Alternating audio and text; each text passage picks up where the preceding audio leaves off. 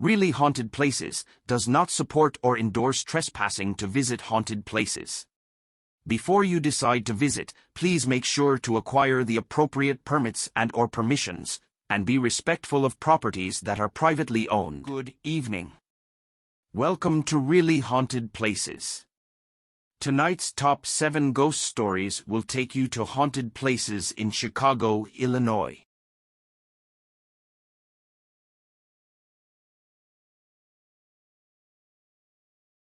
As one of the largest and most haunted hotels in the city, this massive place may have inspired a Stephen King story. In the past, it has housed gangsters, celebrities, presidents, and other wealthy elites who were up to who knows what. There have been reports of hearing organ music, seeing ghosts, and hearing people roller skating in the hall. A little creepier are the people who disappear from photos taken near the piano. Moans are often heard in the elevator, and the 12th floor contains a room so haunted it is hidden behind wallpaper.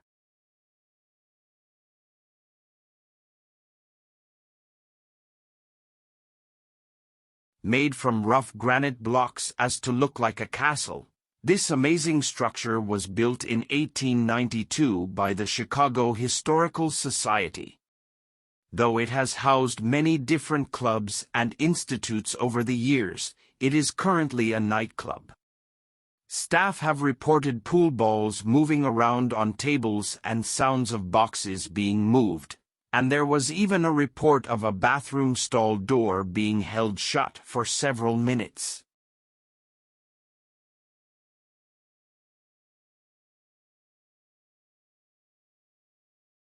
Though this school is permanently closed, it is still standing and still haunted. There have been stories of a nun who haunts the 3rd floor, as well as reports of hearing heavy footsteps coming down the hall when no one was there.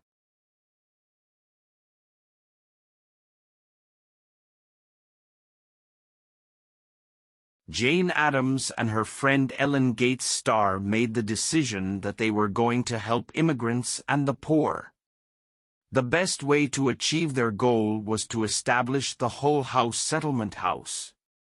Addams and Starr provided immigrants to America with a temporary home along with countless services, until they found a permanent home of their own.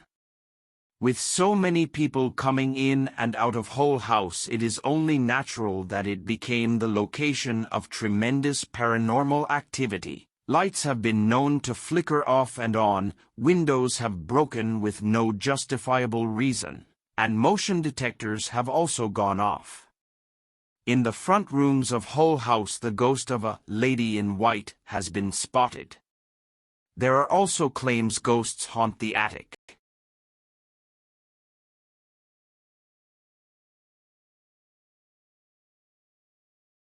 Made from rough granite blocks as to look like a castle, this amazing structure was built in 1892 by the Chicago Historical Society.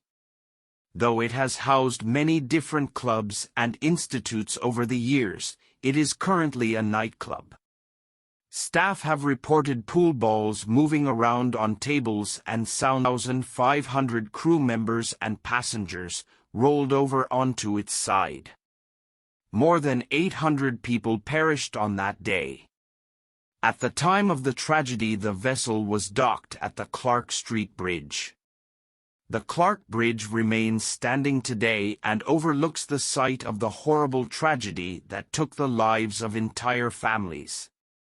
People who have crossed the bridge have made claims that bodies can be seen floating in the Chicago River before they end up sinking.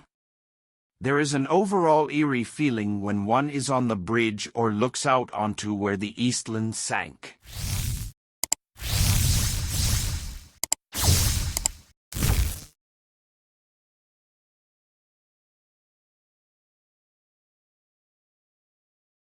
This is one of the only buildings to survive the Chicago fire of 1871.